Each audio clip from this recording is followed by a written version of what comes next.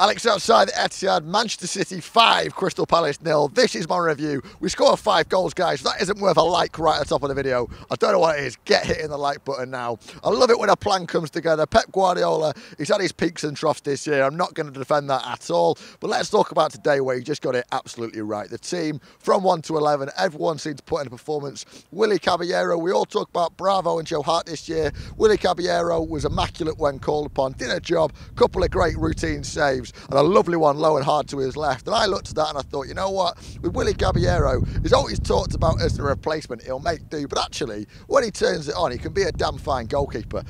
So much so that I use expressions like damn fine. I don't know where that came from. Let's talk about the back four. Let's talk about Vincent Kompany. Everyone's going to be talking about his goal and what a finish it was for a big centre-back like himself. Usually when his shots go flying over the bar, it was a great take. But you want to look at the whole back four together. They just look so much calmer, so much more collected. It was a 5th consecutive start Vincent Kompany today, and he made it happen. He just makes Otamendi look just more complete. They just know how to work each other. He's just such a leader by example, and I'm so excited to see him back into the team, and hopefully we can keep him fit through pre-season and we can look forward to an entire season of that next year, not like patches that we have this year. Gaël Clichy, it probably is coming to the end of Clichy's time at Manchester City. I know there are a couple of rumours circulating on Twitter that he might get a 1-year contract extension like Jesus Navas. Gaël Clichy, I thought today, it was great, and it was like a blast from the past. The Gaël Clichy of a couple of years ago where he was nice and clean and tidy and his balls into the box were on point, even beat a man a couple of times. It was exciting to watch, and I hope he finishes the season.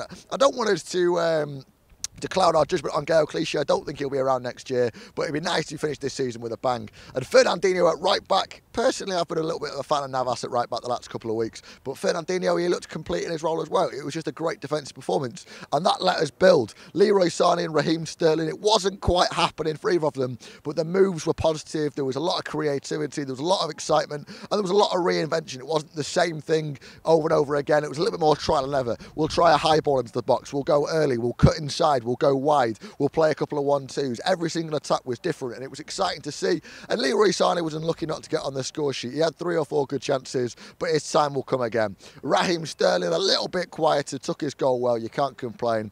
And I'm looking at the little man up front, Gabriel Jesus. First half, he was marked out the game. You could see he was working his socks off. He was trying to get in there. The game was a little bit too physical for him, and maybe it wasn't his day today, but it was an overall big team performance. And we've got to talk about the man of the match, David Silva. The reason he's man of the match, he only played just over an hour. He was immaculate first half, but man, a performance like that when he's playing through a hamstring injury just goes to show what a world-class player he is. And every single time you think David Silva might be dropping in quality a little bit and his best days are behind him, he pulls something like that out of the bag, and you just can't complain about the boy. It's a 5-0.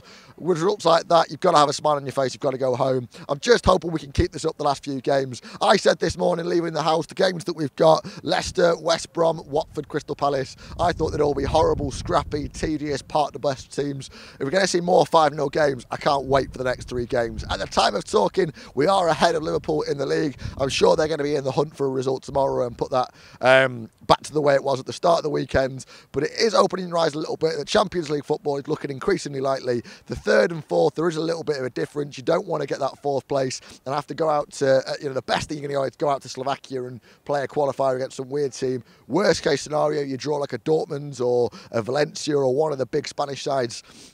Let's get 3rd. Let's get a result. What a game it was today. Let's enjoy it and look forward to Leicester next weekend. Those are my thoughts on it. Have your say in the comments below. This is BlueMoonRisingTV. If you haven't already, hit the subscribe button. We've got some great fan cams coming up. So good, I've forgotten how to speak. I'll see you again next time. This is BlueMoonRisingTV.